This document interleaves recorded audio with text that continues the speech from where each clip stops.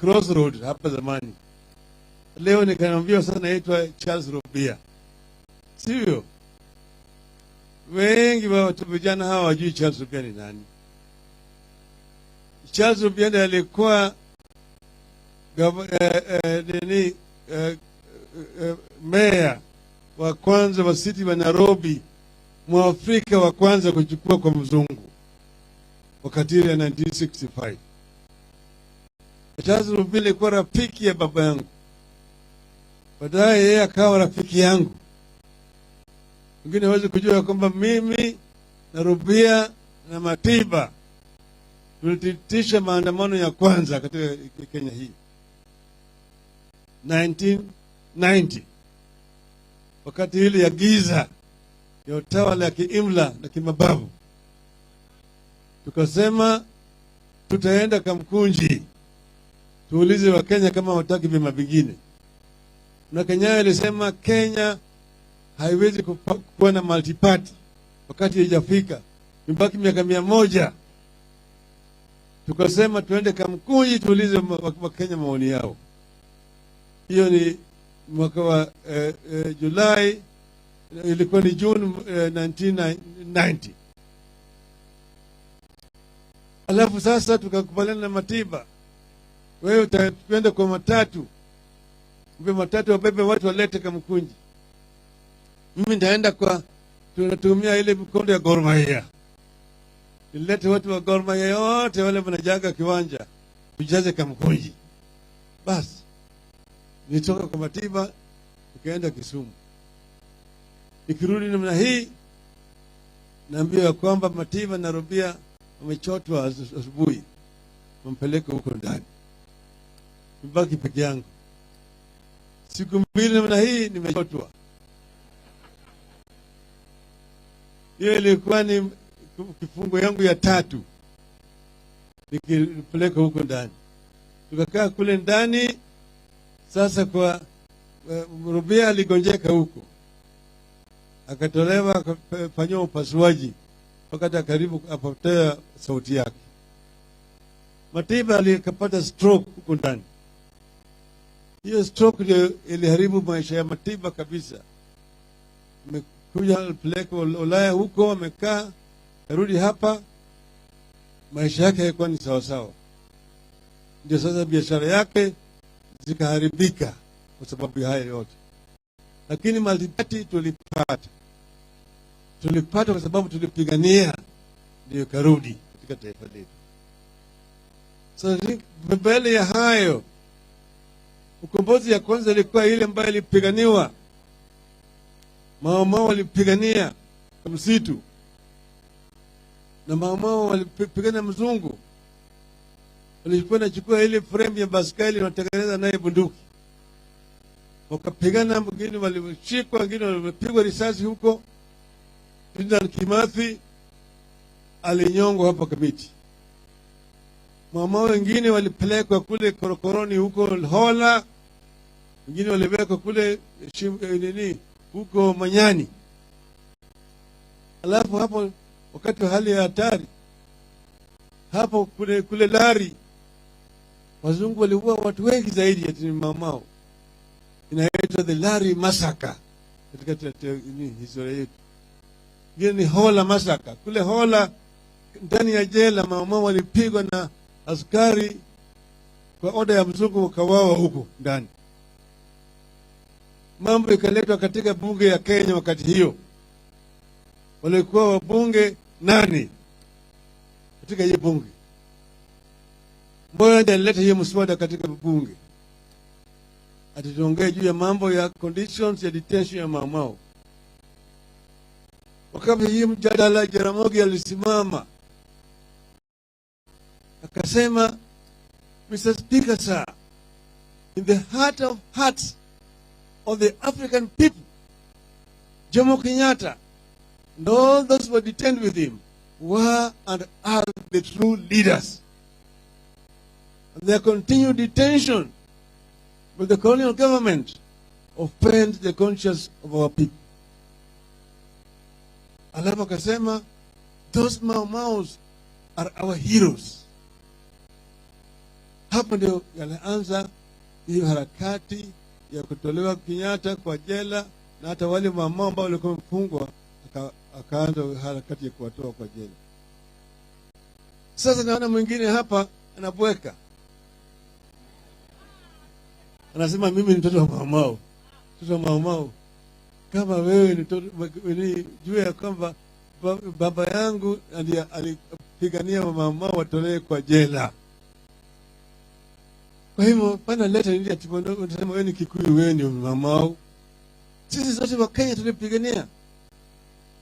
Umoja wetu ya Wakenya ndio ulileta uhuru katika taifa letu. Kule yule ambaye analeta siasa ya ukabila ni mjinga. Anatenganisha Wakenya kwa msingi ya kikabila, anataka kusambaratisha Kenya. Sisi kama Wakenya tuko na nguvu zaidi tukiungana pamoja. Moja ni nini? Ni nguvu. Utengano ni udhaifu. Kwa hivyo sisi tunasema tunataka kuona Wakenya wote wakiinuka. Walikuwa wanasema wakati ile nataka tupate uhuru, Mudhungu atoke, ili Mwafrika shike hatamu ya utawala, tupigane na adui watatu wakubwa: ugonjwa, ujinga na umaskini. Miaka 60 sasa tangu tupate uhuru, wale madui wamo ama hawamo? So wengine wamepata nguvu zaidi, kwa sababu hatujabadilisha njia vile tunafanya mambo yetu, na mambo yatabaki yale yale. Mwingine akikuja namna hii anasema maneno pa. Oh, sasa nataka mtu mdogo, nataka mataku juu, bottom up. Nataka kusaidia yule hasra, boda, mama mboga na kadhalika. Hiyo lugha sasa mnasikia hiyo lugha tena? Msikie hiyo lugha tena? Sasa kama ili kitu ambayo ungefanya kwanza kama ungeingia kule ni kuangalia hali ya wafanyabiashara ndogo ndogo kama hawa. Hawa ni mahaslas. Mambo ya ushuru kwa biashara ya rejareja hii haileti faida kwa serikali. Unaumiza watu wadogo ambayo wana kila siku wanafanya jitihada na kuweka ugali kwa meza. Hata hapo ushuru gani unatoza watu wa Mnyamakima? Ushuru gani? Hiyo ni kufukarisha watu zaidi, watu ambao tayari wako wafukara. Pili, angalia maslahi ya watu. Wanafanya biashara ya rejareja na bidhaa ambayo wametoa nje, alafu unaruhusu wageni wanakuja hapa kushindana nao. Lakini kule China hawakubali Wakenya kwenda kufanya retail trade kule China. Hakuna Mkenya anaweza kubaliwa kwenda kule kufanya mambo ya hawking, kufanya mambo ya retail. Hawezi kupatia wewe work permit. Kama kwa China hawezi kupatia watu wetu work permit retail business, kwa nini tunawakubalia hapa kwetu? Tutasema it must be reciprocal. If your people want to come and retail in Kenya, allow Kenyans also to go and retail in China. Kama la hivyo, haviendi. Kwa hivyo sisi lazima kama unaleta biashara ya wholesale, iwe ni wholesale. Watu wanakwenda wananunua pale, wanakuja wanahoka. Lakini pana weka bei ya rejareja katika China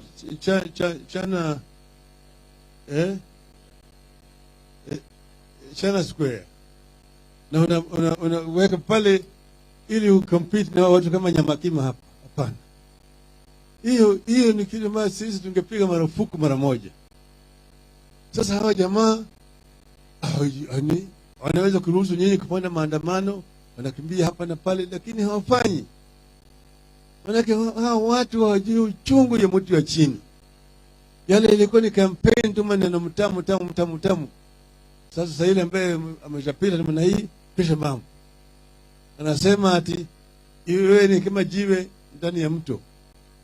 Ukitaka kuvuka mto, anatembea anakanyaga jiwe namna hii, jiwe namna hii, akifika ngambo ile anasema apinduke, aseme asante sana jiwe kwa kuniruhusu. Kwa hivyo sasa mpaka tuungane pamoja. Sisi tulisema na tulikuwa tunatoa ahadi ambayo tulikuwa tunajua tunaweza kutekeleza. Hakuna chochote tulifanya au tulisema ambaye tulikuwa hatuwezi kutekeleza. Baba Kea, unajua mambo Baba Kea, mambo ya nguruwe 6 kwa wale maskini wa chini zaidi. Yale yote nilikuwa nitajua pesa itatoka wapi. Mambo ya elimu ya bure kwa watoto tulijua itatoka wapi. Sasa kijana anataka kwenda kwa chuo kikuu, hapo mbeleni ilikuwa ni shilingi 16,000. Sasa imefika 40. Mara moja tu namna hii. Kila kitu inapanda. Elimu sasa inakuwa ni kama mali. Kwa hivyo sisi tulikuwa na mpango kamili ambaye bado sisi tuko na nia ya kutekeleza. Lakini mnajua yale ambayo yalifanyika. Waliona bwana nani Chebukati akikaa kama mwendazimu. Anasema mimi niko na matokeo. Anakaa matokeo. Na wale Cherera na wengine wanasema pana, hiyo matokeo yako ni bandia. Sasa walikuwa watu 7. 3 wamesema na 1. 4 wamesema la. 3 na 4 ipi kubwa zaidi? Mara hii nimeona hesabu ya Kenya ati 3 inashinda 4. Tumeona haya. Alafu baadaye sasa mmeona matokeo yametoka kwa yule mtu amepiga firimbi. Akasema pana, ile ambayo ilitolewa na bwana Chebukati ni uongo. Tumesema bwana, sasa fungua 7. Fungua 7 tujue kitu gani iko ndani yake. Hapo tukisema na yeye tumefanya makosa. Tumefanya makosa. Ili ukweli julikane. Ndio nimwambia bwana Ruto, kama wewe unajuta, unajiringa ati wewe ulishinda, utulinyorosha sisi, fungua 7. Fungua 7, bwana, unaogopa ya nini? Fungua tu. Tuone kama ulishinda, tutasalimu wewe. Lakini sasa maneno imetokea ambayo haikuweko wakati ile. Katika mahakama tuliuliza mahakama, fungueni 7, walikataa. Mpaka sasa. Hiyo ndio sababu tunasema fungua 7. Sio? Tumesema tunaandamana kesho. Mambo ya kwanza ni gharama ya maisha. Imepanda sana. Bei ya unga, bei ya mafuta, bei ya sukari, karo ya shule na kadhalika. Sio?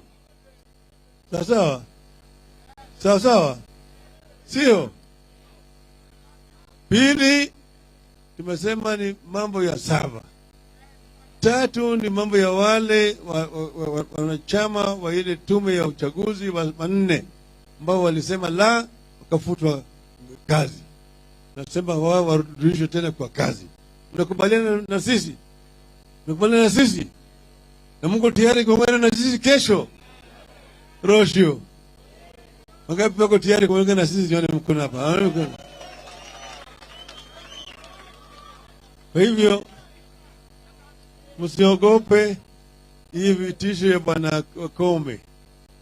Hiyo anabweka tu. Anabweka. Hiyo yake ni kama kunyamba kwa punda. Sawa? Kwa sisi tumesema tutaendelea mbele, wapende wasi. Ojini waoga. Waoga. Ni makima mtakuja.